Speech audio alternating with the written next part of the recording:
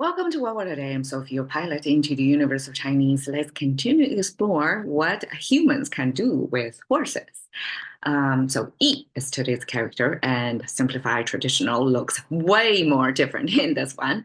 But traditional looks a lot like 2,000 years ago's dictionary. So that says like how simplification of Chinese around 1958 does, like it trimmed down a lot, make it super abstract. And so that in the later days, later years, like when I became a user, all these strokes sort of doesn't make sense anymore. Like, how are you going to interpret this? But we are used to horses look like this, even if originally Chinese abstract horse with four legs, a tail, mane, just the main features captured by this language. Just enough of the features, right? Not over, not under, enough and simple enough at the same time. All right, so the right side then, this character is no longer in separate use. And so I can only read what other scholars to interpret, or we're all imagine what this character was about. Um, this is one interpretation, 金文, I believe. It's probably around the same time of this compiler of the dictionary about 2,000 years ago. This is probably, I don't know, 2,500 years ago. It's pretty ancient, but somehow you see how elegant. How elegant. This is the same thing as this, but it got elegantly um, proportioned. And it looks almost alien to us, the proportion of things, just how visuals, um, a character, the same concept can be abstracted into different proportions that it makes such an elegant shape in today's perception.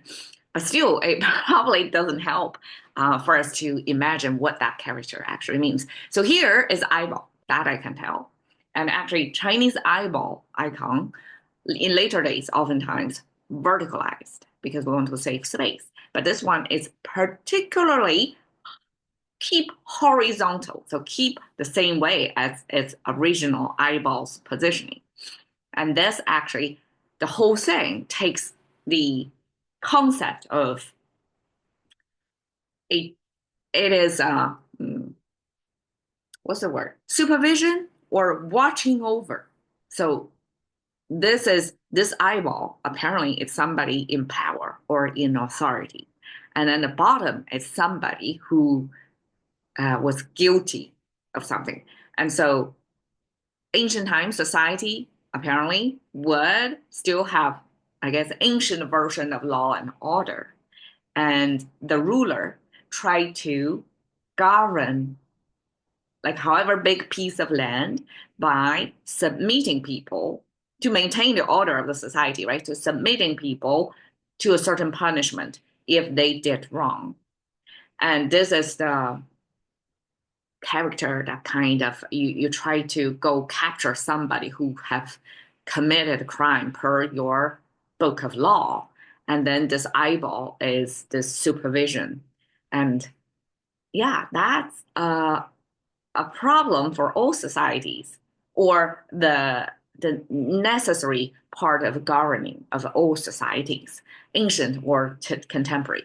And without going into details, which I mean, one day probably I can decode it, but so far it's still very abstract for me. Um, However elegant that was rendered, right? So this paired with horse together become post.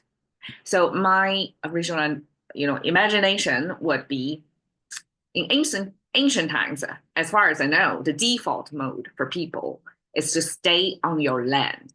Travel industry probably doesn't exist in ancient times, and it only is a thing in our contemporary world when transportation facilitate the mobility of people traveling in longer distances with easy and economically viable.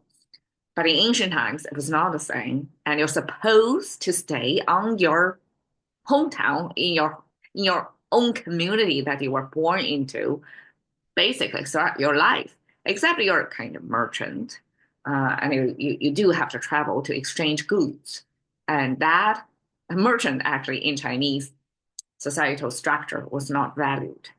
They were not respected, not appreciated, and even if they may make good money, but at least the intellectuals, the people who in the bureaucracy, in the ruling apparatus, they always look down on merchants. So traveling was not encouraged, was not common back then. Then who travel? If you don't, if you don't, the major population maybe, I don't know, 95%, imagine 95% of the population live and die in the same location. And who actually travel? If people don't travel, there is no post service needed, right? Because you don't know anybody and you have no need to communicate with anybody from elsewhere, right? So who was using this service? It would be the people who committed crime, and they would be supervised under street watch, this eyeball, and then they, well, as one of the drama era would show that people, whoever was regarded as a prisoner back then, would be locked into instead of handcuffed, which is a super simplified and streamed down version and efficient way to keep people in place, under control or under confinement because you cannot move your two hands freely, right? Ancient Chinese overdid it. They had an oversized hand and head together cuff. So three part of you, three circumference, your neck and your wrist, all through a big, heavy wooden board. I'm not sure it's made of metal, but it's a big, heavy piece of thing that you got locked in. So you cannot move your hands. Like your hands kind of keep staying on the same plane as your neck. And then you cannot, and then like whenever you move, you kind of have to move like this. So it's a Chinese hand slash head cuff back then. And people who were prisoners would be one punishment would be sent away from their community because that was not the norm. So probably that would break a lot of people's hearts back then. That your family, your parents, your wife and kids were not going to see you for a long time, and you were removed from your original community.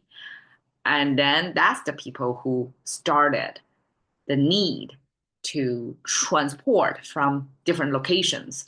And that was the original concept of post. I think I can explain at that level. So post, even I put in here, it doesn't mean mail. It means prisoners transport. And that's the initial E function.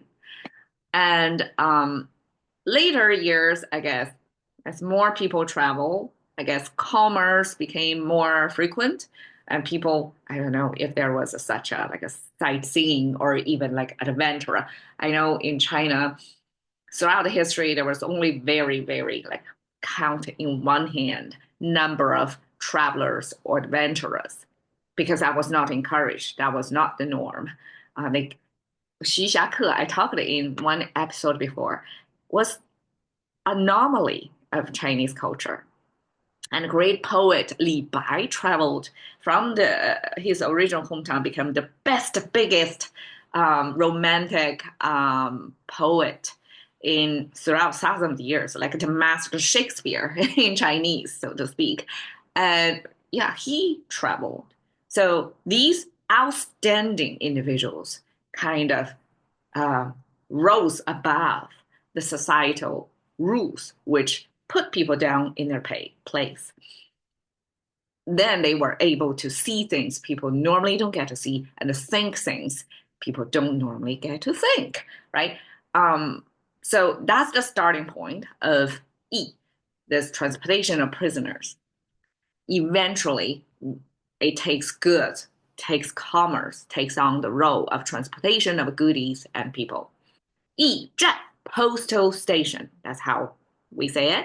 And I guess Yijet could be, the supply station somewhere in between civilizations, and then you have to have some sort of shelter and supply in there so you can continue a road without starving and or super cold or weather conditions in nature, right? So that's 驿站. 驿路 is such a road for such a purpose. So apparently, I mean, there was no freeway back then, so um, all roads probably was off roads, so or a kind of a trail. And I would imagine either you tread long distance, kind of a cross country, walking, hiking through the woods, and those woods probably already traveled enough so that it's easier to walk on. Very people have the luxury of travel on horses, so you know, very different thing back then. And Yi, Li, Li means officer. So people who supervise a transportation of such prisoners. And I would imagine between regions, such transportation may kind of aggregate several prisoners at one time. So they have a crew like traveling together. And eventually it became officers who were specialized in watching over prisoners get transported safely, not escaping. I mean, there are plenty of stories, folklores talking about how this is probably a high risk, especially if that prisoner was part of a mafia or ancient version of a mafia of organized crime back then. Then this postal officer probably was in danger. High risk profession back then. So there you go. That's E. This is how USPS looks in today.